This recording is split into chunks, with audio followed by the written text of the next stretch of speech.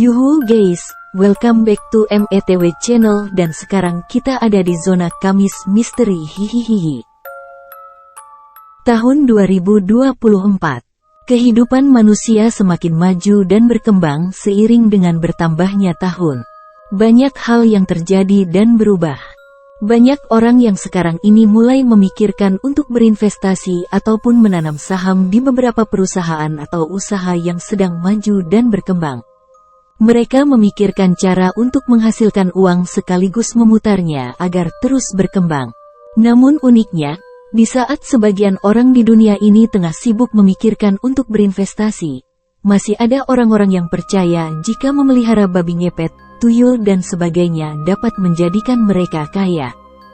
Meskipun kemajuan teknologi, ilmu dan agama semakin baik, namun masih tetap ada saja orang-orang yang melakukan pesugihan. Pesugihan, yang berasal dari kata dasar sugih, bahasa Jawa, yang berarti kaya, dikenal masyarakat luas sebagai cara mencari kekayaan melalui jalan pintas, bersekutu dengan iblis atau makhluk gaib. Banyak hal yang dapat dikatakan sebagai pesugihan, namun yang terkenal dan banyak orang tahu adalah pesugihan babi ngepet dan tuyul.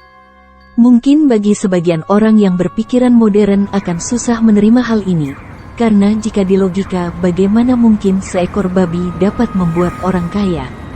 Namun faktanya banyak orang yang memang datang ke tempat-tempat tertentu seperti makam atau gunung untuk meminta bantuan makhluk gaib membantu mereka agar cepat sukses dan kaya. Menurut Guru Besar Pendidikan Bahasa Jawa Fakultas Bahasa dan Sastra, FBS, Universitas Negeri Yogyakarta, UNY, menggolongkan babi ngepet sebagai hantu binatang yang berbahaya, bersama bulus putih, kutuk lamur, dan sejenisnya. Pemeliharaan hantu berwujud binatang itu, menurut Prof.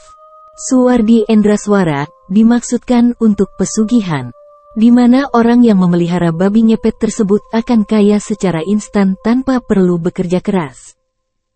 Berdasarkan Asian Folklore Studies terbitan Asian Folklore Institute dipaparkan bahwa ritual pesugihan babi ngepet ini berawal dari kepercayaan bahwa ada sejenis siluman babi yang bisa mengabulkan permintaan manusia akan harta. Kepercayaan ini konon berasal dari Gunung Kawi. Gunung yang terletak di Malang, Jawa Timur itu memang dikenal sebagai tempat untuk bertemu dengan siluman babi tersebut dan melakukan perjanjian terlebih dahulu sebelum bisa menjadi babi ngepet. Konon, orang yang ingin membuat perjanjian harus menyerahkan tumbal, biasanya yang ditumbalkan yaitu anak yang paling disayangi. Setelah itu, si pelaku ritual harus memakan kotoran dari siluman babi tersebut agar bisa mengubah diri menjadi babi. Katanya, dalam pelaksanaan ritual tersebut, sang suami yang biasanya menjadi babi dan sang istri menjaga sebuah api lilin yang ditaruh di dalam baskom berair. Pelaku yang menjadi babi diharuskan untuk berkeliling ke rumah penduduk untuk mengambil uang mereka secara gaib. Konon babi tersebut hanya dengan menggesek-gesekkan badannya ke tembok rumah korban dan uang korban akan hilang dan berpindah pada si pelaku pesugihan. Sementara itu, keselamatan si pelaku pesugihan babi ngepet terletak pada api lilin yang dijaga oleh pelaku lainnya di rumah. Ketika api lilin tersebut bergoyang-goyang, maka pertanda si babi sedang dalam kesulitan dan si penjaga diharuskan segera mematikan api tersebut agar si babi langsung berubah wujud menjadi manusia kembali. Sulit dipercaya memang. Namun ada beberapa kejadian yang menghebohkan warga mengenai kemunculan babi ngepet yang meresahkan warga. Tidak jarang mereka akan langsung memburu babi tersebut. Terlepas apakah babi itu benar-benar babi atau memang babi ngepet. Sebenarnya sampai sekarang ini, belum ada pembuktian secara nyata mengenai praktik pesugihan baik babi ngepet maupun pesugihan lainnya. Karena bersifat gaib dan sulit untuk dibuktikan secara ilmiah, maka masih banyak yang tidak percaya dengan adanya pesugihan. Namun masyarakat Indonesia khususnya orang-orang terdahulu sangat percaya dengan adanya praktik pesugihan. Terutama di daerah-daerah pedesaan. Banyak cerita mengenai pesugihan yang masih kerap terdengar dari mulut ke mulut. Seperti kisah meninggalnya seorang penjual jamu keliling yang diduga karena dijadikan tumbal oleh salah satu pelanggannya. Belum lama ini, di desa X terdengar kabar mengenai meninggalnya seorang wanita penjual jamu gendong keliling. Sehari setelah berjualan di desa X, penjual jamu tersebut tiba-tiba dikabarkan meninggal dunia. Bukan karena sakit maupun kecelakaan, wanita tersebut meninggal. Kabar meninggalnya penjual jamu tersebut sontak membuat orang-orang terkejut. Pasalnya sehari sebelum meninggal, dia masih sehat dan bisa berjualan seperti biasanya. Selain terkejut, banyak orang yang mulai menduga-duga penyebab meninggalnya wanita tersebut. Salah satunya adalah dugaan jika wanita penjual jamu tersebut meninggal karena dimakan walehan, siluman pesugihan yang dipelihara oleh salah satu pelanggan jamunya.